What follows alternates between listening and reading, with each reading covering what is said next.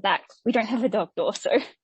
That's okay. Either do I, and I let my puppy dog out to the toilet so she wouldn't interrupt us because she often comes and taps on my door. So you were talking about CBT and it not being a good fit, and you said that things that they were saying were not matching up. Can you describe what you mean by what things weren't matching up for you? Like the way of experiencing emotions they described wasn't matching up with the way I felt I experienced emotions. Mm-hmm.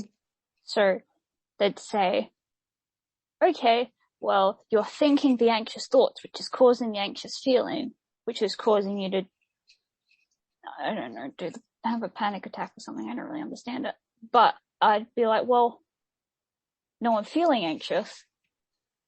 And I'm like, well, I've worked out it's probably because of this change, but I don't, like, I'm not having those thoughts that you're telling me I'm having. Mm-hmm. Okay. And then also just the way they describe the, like, thought distortions or whatever, just the way they described it, it just, I don't know what about it, but it just makes me feel like wrong. It just, I immediately get defensive about it, and I don't really know why. I guess because I feel like I'm thinking logically, but they didn't seem to want to consider that. Okay, so consider that you're thinking logically about things and the way that they're describing distorted thinking didn't match up for you. Yeah. Like, they'd be saying, I'd be thinking like, oh, I might not ever get a job in the future. I don't know how to get a job. Or they're like, you're exaggerating, you're making it too big a thing.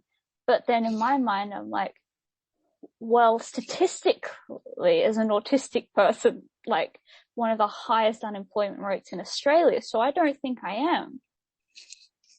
Mm-hmm. Okay.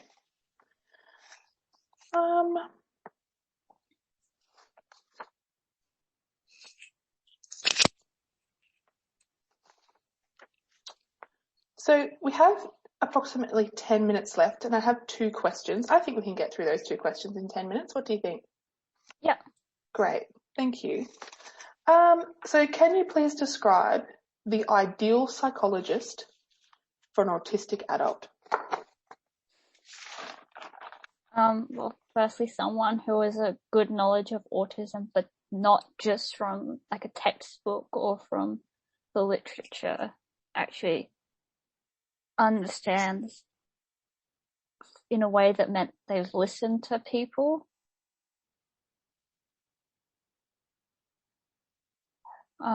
Someone who understands that, like, one technique isn't going to help everyone.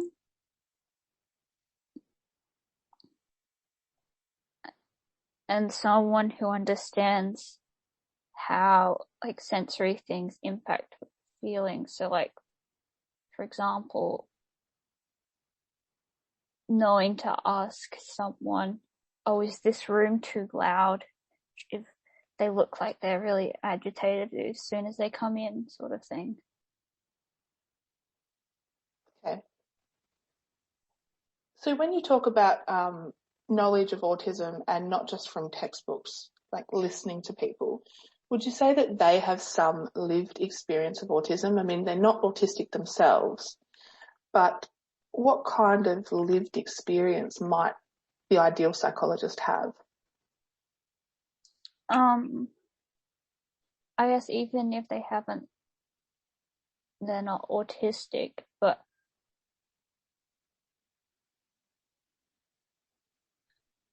I don't know, maybe just like kind of like genuinely curious to know what our experiences are and to be willing to listen even if it does deviate from what the literature says.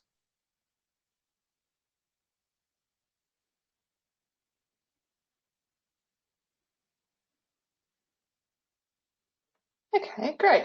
Is there anything else that you can think of that an ideal psychologist for autistic adults would have or be or know? I guess this is maybe more a me thing, and it's not like, it's not feasible really, but like having an office that isn't on a main road, because I tend to, when I have panic attacks, I'm out the door. So, yep. But I guess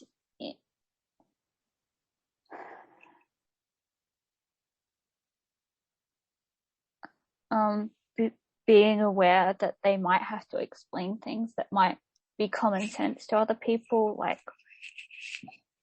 how to make a payment or what the procedure is in the waiting room.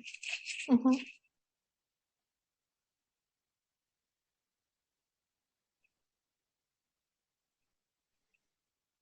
Anything else you'd like to add?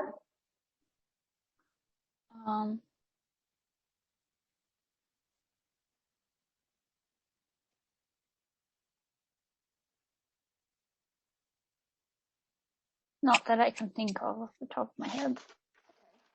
So our final question of the open-ended questions, thinking about your experiences when seeing a psychologist, is there anything else that we haven't discussed today that you would like to add? Is there anything else you'd like me to know or to understand in your experience? I guess one thing in my experience is that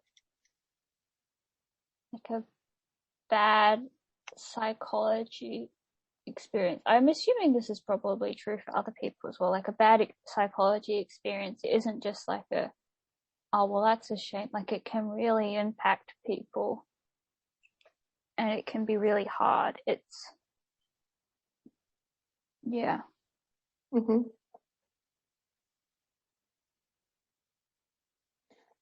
How has your negative experiences in seeing a psychologist impacted you? Combined with my other experiences of the mental health system, just the memories roll and roll and roll in my head all day, every day.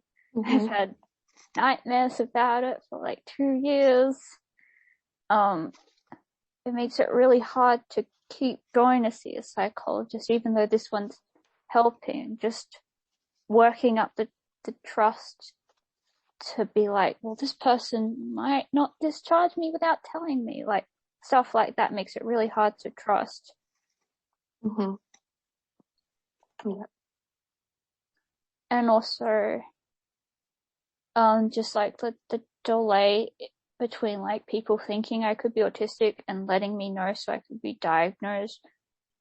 That was a good year and a half where if I'd known immediately, maybe I could have got help and services earlier. I could have, like received NDIS funding or whatever earlier, which could have helped a lot.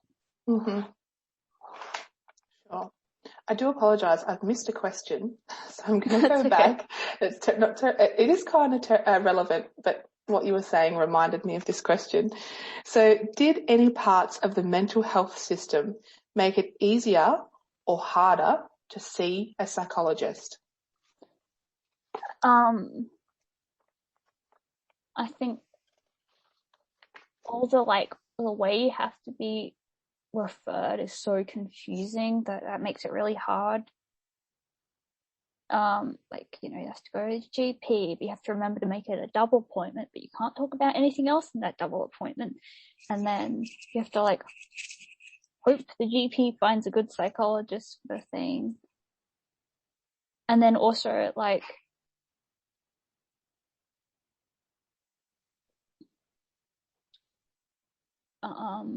the way other parts of the mental health system interact with psychology, like everyone tends to kind of assume it's someone else's job, not